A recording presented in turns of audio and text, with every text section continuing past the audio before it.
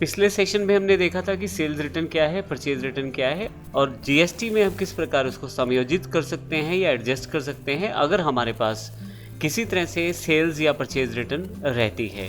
अब practically accounts में उसको किस प्रकार से एंटर किया जाएगा टैली 9 ईआरपी के द्वारा। तो यहाँ मैं आपको बता दूं कि हमारे पास जब भी हमें सेल्स रिटर्न या परचेज रिटर्न को रिकॉर्ड करना है अपनी बुक्स में, तो हमें डेबिट नोट और क्रेडिट नोट का प्रयोग करना पड़ता है।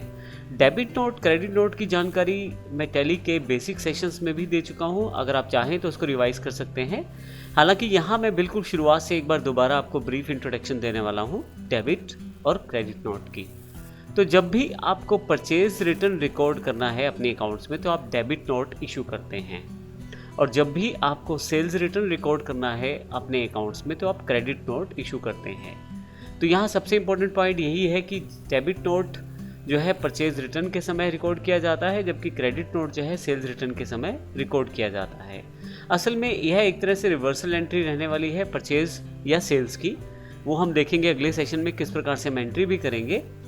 अब सबसे इम्पोर्टेंट पॉइंट ये है कि जब आप टैली के माध्यम से परचेज या सेल्स रिटर्न रिकॉर्ड करेंगे डेबिट नोट क्रेडिट नोट की सहायता से, तो ऑटोमेटिकली टैली द्वारा ही पूरे की पूरी टैक्स अमाउंट्स को एडजस्ट किया जाएगा, कैलकुलेट किया जाएगा, और जो रिटर्न्स हैं GSTR 1 और GSTR 2 वहाँ भी इसके इफेक्ट को आप डायरेक्ट देख सकते हैं।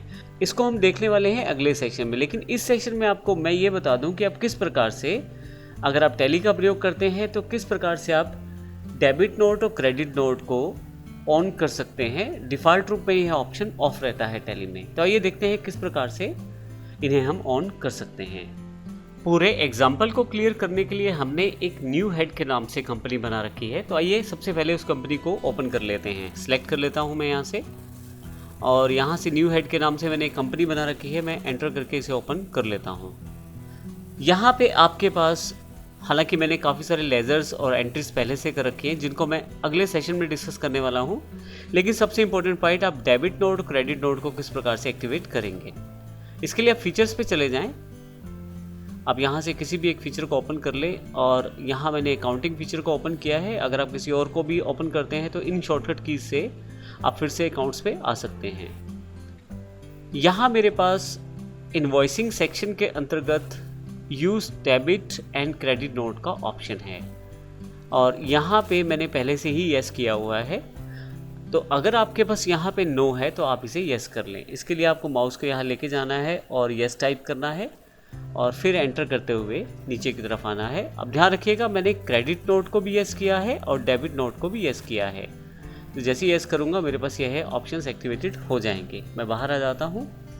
ऑप्शंस एक्टिवेटेड है ये आपको कैसे पता लगेगा, इसके लिए आप अकाउंटिंग वाउचर्स पे चले जाएँ। आप देखेंगे यहाँ पे आपके पास जो बटन बार है टैली की, उसमें आपको डेबिट नोट और क्रेडिट नोट का ऑप्शन मिलेगा, ये देखें आप। और इस तरह से मैं डेबिट नोट और क्रेडिट नोट को एक्टिवेट कर सकता हूँ अकाउंट्स में टैली में। अगले सेशन में हम बात करेंगे कौन कौन से लेजर्स की हमें रिक्वायरमेंट है और कौन कौन सी एंट्रीज हमें करनी है, फिर उन सब एंट्रीज को भी करके हम देखने वाले हैं अगले सेशन में। धन्यवाद।